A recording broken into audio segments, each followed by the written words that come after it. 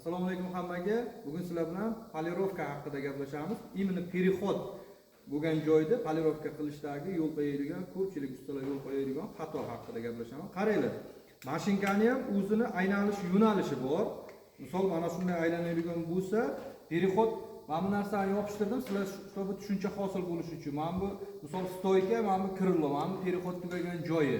Qaranglar, mana bu свежий kraska, bu eski kraskada.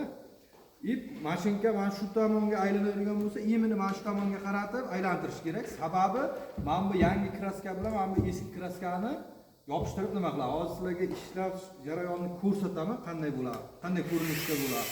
Qaranglar mana. Gapirib olibki, mana ko'rib turganingizda yangi lakni eski lakka yoyib, переходni imkon qadar yo'q qiladi. Agar ko'pchilik ustalar xato qiladi, e'tibor bermaydi. Xuddi shu narsani agar bu tomonga qaratib turib nima qilayotgan bo'lsanglar, qaranglar nima bo'ladi. Mana ko'ryapsizlar-a?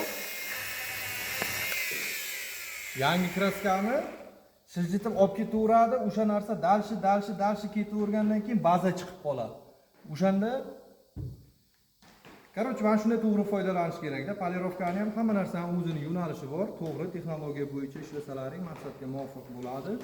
Video foydali bo'lgan bo'lsa, like bosib, usta tanishlarga jo'natib qo'yinglar.